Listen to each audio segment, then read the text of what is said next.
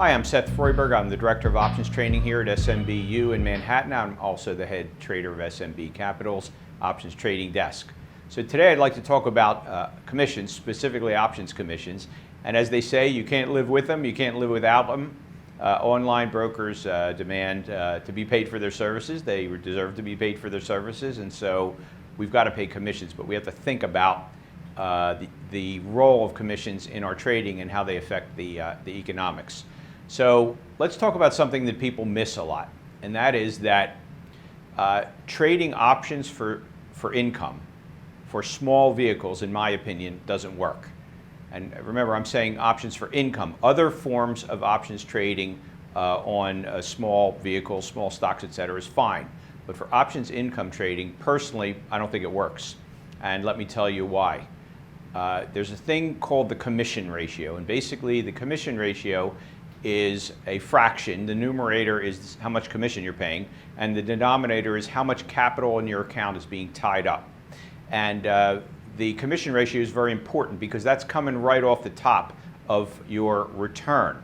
If your annual return is 30% and your commission ratio on your capital level is 28%, then your commission has reduced your return from 30% down to 2%. That's not a good thing.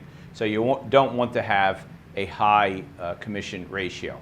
So let's take a vivid example of this. Let's take a look at trading an iron butterfly in the SPX versus the SPY.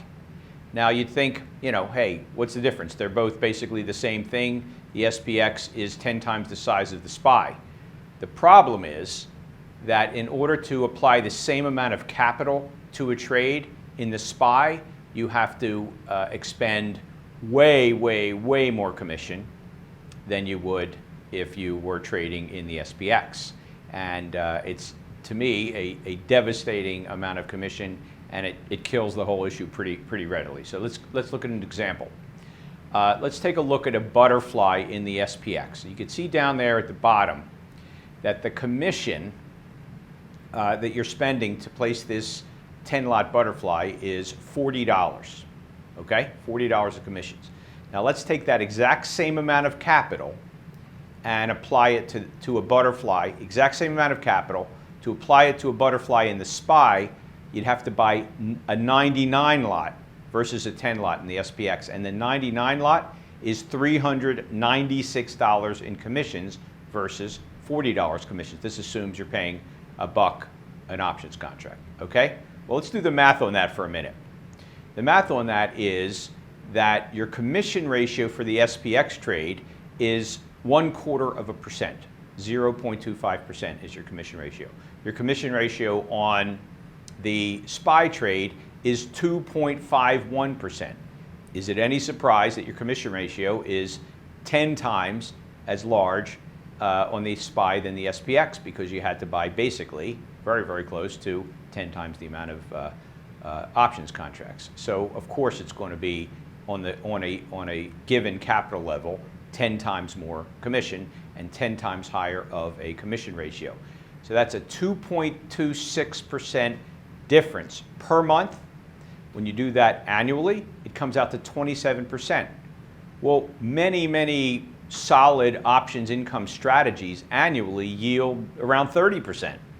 So if 27 of those 30 points are being eaten up in commissions, you don't have much left. You might as well put your money in a savings account. Be a lot easier anyway for just about the same outcome. So what's the moral of the story? The moral of the story is trade bigger vehicles. I don't see any way around it. Anyone I know who trades large size of index options for income, options for income, are doing it on large vehicles, and this is the exact reason why the commission ratio will eat you alive on smaller vehicles. So trade, in my opinion, the SPX, not the SPY. Trade the RUT, not the IWM. Trade the NDX, not the Qs, as far as options are concerned, and as far as options income trading is concerned. If you want to go into stocks, trade Google, not CAR, which is 1/10 the size of Google. You run into the exact same problems. The issue is return. You're going to get killed on return if you don't use larger vehicles for options income trading. So I hope that was thought-provoking. I hope it was convincing, and we'll see you next week. Thanks very much.